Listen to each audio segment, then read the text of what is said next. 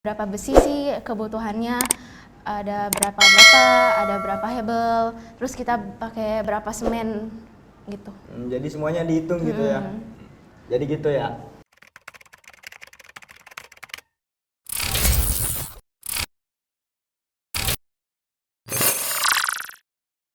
Assalamualaikum, kenalin gue Ayas dari kelas 11 DKV 2. Kali ini gue bakal ngebawain podcast tentang curhatan anak PKL. Nah, teman ngobrol kita kali ini adalah Rizka Alifia. Terus lu kita gimana nih kabar? Alhamdulillah baik, lu gimana kabarnya? Alhamdulillah baik banget. Tuh, pas PKL lu mulai tanggal berapa tuh? Tanggal 9 Januari. Lu tanggal berapa? Kalau gua tanggal 5 Januari. Lu PKL di bagian apa? Bagian kontraktor. Kontraktor tuh bangun-bangun rumah, terus desain interior, tentang pokoknya bangun-bangun rumah gitu deh. Kalau bangun rumah tangga bisa nggak nih? Bangun rumah ya, bangun rumah. Kalau gue bikin rumah bisa nggak tuh kalau sama lu tuh? Bisa. Bisa dua. Apanya nih maksudnya? Dua rumah. Kira-kira kemarin PKL di bagian apa? Ya di bagian desain interiornya, terus gue juga belajar tentang marketing, terus tentang RAB. Lu tahu nggak RAB itu apa? Nggak tahu dah. Apa tuh? Buat kalau PR boleh aja tahu? deh di rumah. Jelasin sekarang aja kalau boleh nih. Ya RAB itu tentang kita ngitung besi dalam pembangunan rumah itu ada berapa besi sih kebutuhannya, ada berapa bata, ada berapa hebel, terus kita pakai berapa semen gitu. Jadi semuanya dihitung gitu ya. Jadi gitu ya.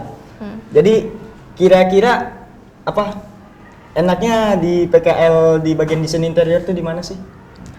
Enaknya kita bisa tahu apa aja sih kebutuhan bangun rumah itu apa aja, terus tata letaknya gimana sih, ini meja bagusnya di mana, kursi di mana gitu. Kalau misalnya bangunnya kita miring nih, itu boleh atau enggak tuh? Miring dikit aja? Boleh, itu nanti teknik sipilnya sih yang susahnya. Cuman kalau itu kan harus detail banget ya? Iya, benar. Lanjut nih, kalau kan ada yang banyak penasaran nih teman-teman Iya, sama pertanyaan-pertanyaan yang gundah di hati gitu kan. Iya. Kira-kira PKL di sana dari jam berapa sampai jam berapa? Dari jam 9:30 sampai jam 5:30, tapi kalau gue lembur sampai jam 9:30 malam. Ada lagi nih PKL di bagian apa? Oh, udah itu ya, udah ada yang nanya. Udah. Apa sih hal yang paling seru saat PKL di BMC? Hal yang paling seru itu gue bisa tahu apa aja sih kebutuhan di rumah itu yang bagus apa, terus dari misalkan bikin sofa itu ada apa aja sih bahannya yang bagus, kayak busanya, kulitnya, itu gue belajar sih. Ya. Ngomong-ngomong BMC nih, kalau boleh tahu BMC itu apa sih? BMC kontraktor itu dulu dia itu namanya bukan BMC sih, namanya PT BW Pro, tapi dia ada sempat berubah gitu ya? Sempat berubah. Lanjut ke ini. Kenapa memilih desain komunikasi visual DKV? Awalnya gue juga nggak tahu sih kenapa gue milih desain komunikasi visual ya. Tadinya juga gue nggak kepikiran kalau misalkan mau ngambil DKV. Tadinya gue pengen ngambil jurusan Tata Boga, kan jauh banget tuh ya dari Tata Boga, terus berubah ke DKV. Lu tau nggak Tata Boga itu apa? Tata Boga tuh kayak masak bukan sih? Ya benar. Mau masakin gue nggak?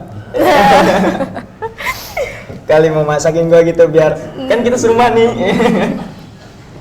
Terus akhirnya gue nyoba di SMK negeri, nyoba juga di SMA negeri, itu nggak dapet karena umur gue tuh belum cukup lah. Seharusnya kan masuk SMK itu 15 tahun ya, gue masih 14 tahun, jadi nggak keterima. Terus akhirnya ada salah satu teman gue nih, kan gue nggak lolos, terus teman gue nawarin, Riz sekolah di Muhammadiyah yuk gitu. Terus Muhammadiyah di mana ya? Gue juga nggak tahu Muhammadiyah di mana. Terus dia bilang di Cipondoh gitu. Adalah orangnya di balik kamera. Kalau boleh tahu siapa tuh? Kayaknya ada perasaan terhubung dengan orang di balik kamera itu. Aduh. Enggak. Apa ada sesuatu keromantisan dengan orang itu? Terus akhirnya dia ngajakin di sekolah Muhammadiyah. Terus gue bilang dong ke bokap gue, ada yang ngajakin nih di Muhammadiyah gitu. Terus akhirnya gue dateng sama bokap gue ke Muhammadiyah. Dateng. Terus akhirnya bokap gue ketemu tuh sama Pak Rosid ngejelasin di kafe itu apa aja sih di dalam jurusan di kafe itu kita belajar apa. Terus kata Pak Rosid di kafe itu banyak peluang kerjanya. Kita tuh bisa berkreatif sesuai keinginan kita. Bentar ya. Nah, kalau yang belum tahu buat DKV ini, kalau DKV ini tuh menyangkut tentang film, menyangkut tentang live streaming, tentang desain interior. Ya, masih banyak lagi lah, kayak desain logo gitu. Itu buat yang belum tahu aja ya. Lanjut nih, ada foto nih. Foto. Kalau foto itu tuh, yang itu ngapain aja tuh? Ada ceritanya nggak tuh fotonya? Ada. Jadi kan setiap hari itu setiap pagi, ya pas gue datang ke kantor, itu gue disuruh absen tukang. Gue datang ke proyeknya, datang ke lapangannya, terus absen. Gue ngomong sama mandornya, itu hari ini ada berapa tukang pak? Gitu. Oh, lu jadi asisten mandor gitu ya? Iya. Gue nanya ada berapa tukang, terus gue di catetan, terus ya gue ngajak dong, Pak foto yuk buat laporan PKL gitu. Akhirnya foto. Nah, foto yang selanjutnya ini nih, ada nih, ini salah satu desain lu atau bagaimana? Desain gue, alhamdulillah. Desain sendiri?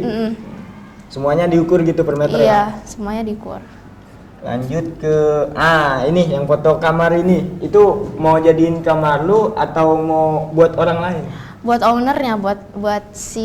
hadiah buat si owner gitu ya? Bukan hadiah. Oh, bukan, kirain. Jadi ownernya ini minta request gitu, dia mau kamar kayak gimana, detail kamarnya gimana, penempatannya gimana, nanti kita yang bikin gitu, sesuai ownernya mintanya kayak gimana. Sesuai klien kalau kita yang gitu ya?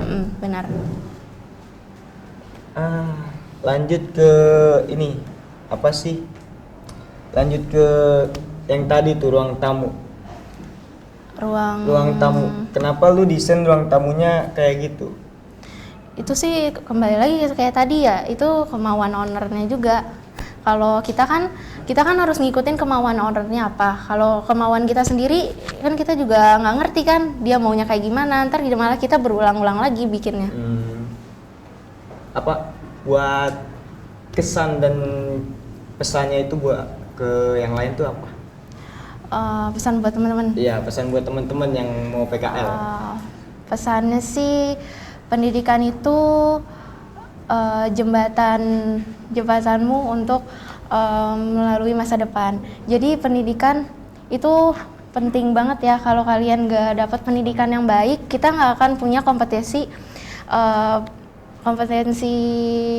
buat kedepannya gimana. Masa depan tuh beda jauh banget sama masa sekarang. Jadi intinya kita harus usaha, karena usaha dari diri kita sendiri tuh nggak akan mengkhianati hasil kita. Dan jangan lupa sholat 5 waktunya, karena kita nggak akan minta ke siapapun kecuali sama Allah. Intinya apapun yang kita hadapin, apapun yang kita lewatin, itu jalanin aja seperti air mengalir. Aja. Nah itu buat peringatan tuh buat yang sering suka buat owner tuh, jangan sampai dikeluarin sama perusahaan itu. Jadi PKL itu kita harus rajin ya. Mungkin segitu aja. Sampai jumpa di lain waktu.